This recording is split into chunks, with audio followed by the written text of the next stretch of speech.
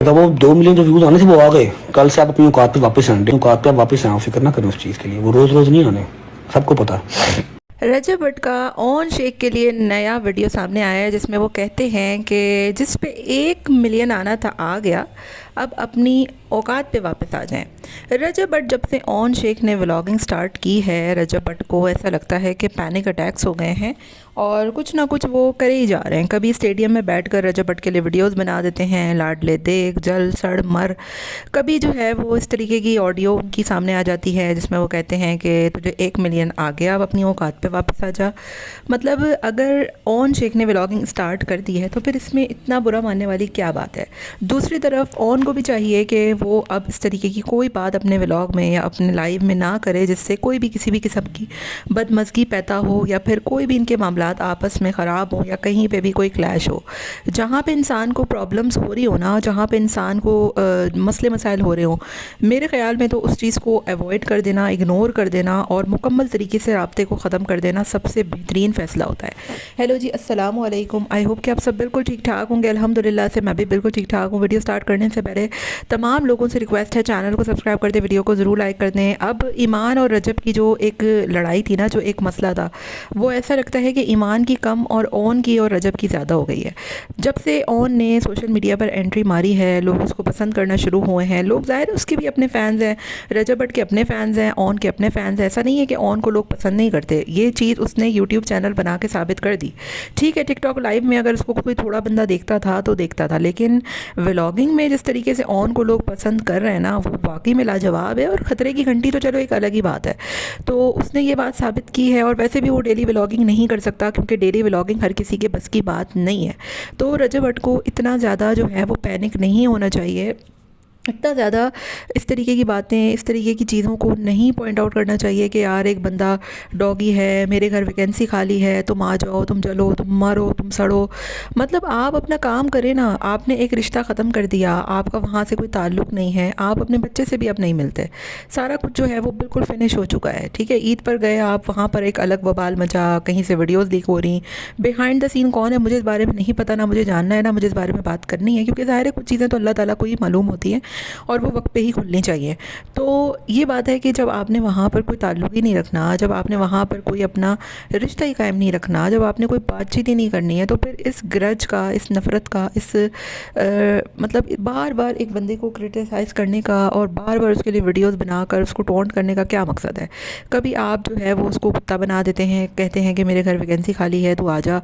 कभी आप कहते हैं कि देख स्टेडियम में कितना बंदा है, तू तो मेरी जो है वो धूल भी नहीं है, मिट्टी भी नहीं है, तू मर जा, डूब के जल जल के मर जा। फिर कभी आप कहते हैं कि भाई तेरी औकात 1 मिलियन की सिर्फ एक वीडियो पे थी, अब तुझे नहीं आते।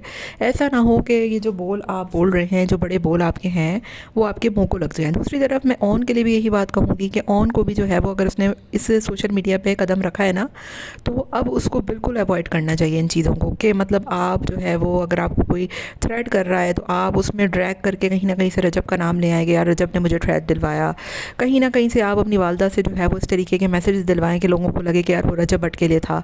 तो इन चीज़ों को मेरा ख्याल है ख़त्म हो जाना चाहिए, क्योंकि अगर ये चीज़ें ख़त्म नहीं हुई ना तो फिर ये मामलात आप लोगों के बहुत बिगड़ेंगे। और मामलात जब बिगड़ते हैं ना तो फिर आपको पता है कि बहुत प्रॉब्लम्स होते हैं और थर्ड पार्टी इसमें बहुत ज़्यादा फ़ायदा उठाती है। तो ऑन अपनी व्लॉगिंग करे, रजब अपनी व्लॉगिंग करे, दोनों ही को लोग पसंद करते हैं, कोई किसी के फ़ैन फॉलोअर्स नहीं छीन सकता। हम जब भी रजब भट्ट के लिए कोई वीडियो बनाते हैं या उसके खिलाफ बनाते हैं ना, तो हमें आकर लोग बहुत बोलते हैं, यानी कि रजब के अपने जेन्युइन फैंस बहुत हैं। हम खुद भी कहीं ना कहीं रजब को पसंद करते हैं, लेकिन ऑन के लिए भी अगर कोई बात हम करें या कोई ऐसी लिमिट्स क्रॉस करके कोई उन पर कोई ऐसा रिएक्शन दे जाए, तो ऑन के लिए भी लोग लड़ते हैं आकर के, नहीं यार ऑन बड़ा अच्छा बच्चा है, ऑन बड़ा ख़ानदानी बच्चा है। तो कहने का मकसद मेरा ये है कि जिसके जो फैंस हैं, कोई किसी के फैंस, कोई किसी के चाहने वाले, कोई किसी के फॉलोअर्स, कोई किसी के व्यूज़ छीन ही नहीं सकता जब आपको लोग खुद पसंद कर रहे हैं, जब आपको खुद लोग खुद लाइक कर रहे हैं। ऑन शेख ने जो वीडियो बनाया, रजब ने तो उसको शाउट आउट नहीं दिया ना, रजब ने तो नहीं बोला कि आप जाकर उसकी वीडियो देखें, या फिर रजब जब आया था तो ऑन तो नहीं था ना, वो अपने बलबूते पर खड़ा हुआ। ठीक है, हाँ ये बात है कि ऑन को लोग देखते सिर्फ रजब की वजह से हैं, क्योंकि वो रजब का साला था। लेकिन अब जो है वो अपनी व्लॉगिंग अगर कर रहा है और लोग उसको पसंद कर रहे हैं, तो आप ये नहीं कह सकते कि तुझे 1 मिलियन एक पे आया, अगले में नहीं आएगा। ये चीज़ें जो है वो बहुत ज़्यादा गलत होती हैं।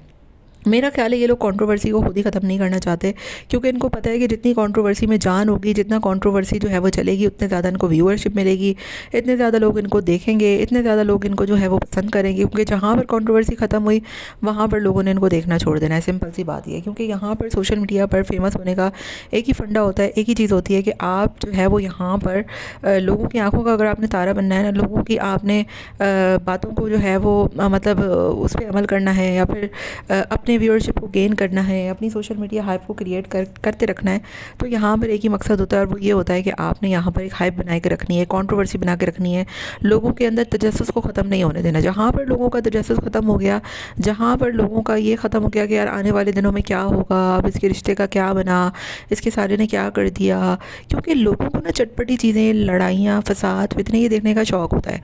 सिंपल से जो व्लॉग्स बनाता है ना, उसको लोग इतना पसंद नहीं करते। अब मास को देखें, उसकी फैमिली में कोई ऐसा फैमिली प्रॉब्लम नहीं है, ठीक है, उसकी बाजी की मंगनी हुई, बात पक्की हुई, उसने बताया ही नहीं, तो लोगों ने उसको इतना देखना कम कर दिया है कि उसकी व्यूअरशिप बिल्कुल आधे से भी आधी हो गई है।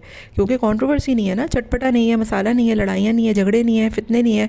तो वही वाली बात है कि माज ने जब सबा के साथ बोला था कि अभी हम भी लड़ाई शुरू कर दें तो लोग हमें इतना इतना देखना शुरू कर दें, तो ये बात सच है, इसमें कोई झूठ बात नहीं थी। फिर उसके जवाब में रजब भट्ट ने कहा कि नहीं, मैं क्या बच्चे दिखाऊँ, ये करूँ वो करूँ। तो आप अगर बच्चे दिखाएंगे ना, तो आपको इतने व्यूज़ आएंगे भी नहीं, आपको खुद भी पता है ये बात। इसीलिए आप लोग इस कंट्रोवर्सी को ख़त्म करना चाहते ही नहीं है, और चाहते हैं कि ये लड़ाई, ये झगड़ा, ये कंट्रोवर्सी जो है ना, ये कभी ख़त्म हो ही ना, था कि आप लोगों की व्यूअरशिप ना गिरे।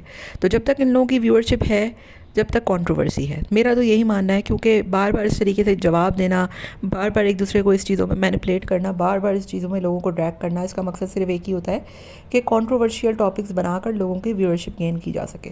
बाकी आपका क्या ख्याल है, कमेंट में मुझे आपने अपनी राय का इज़हार भी ज़रूर देना है।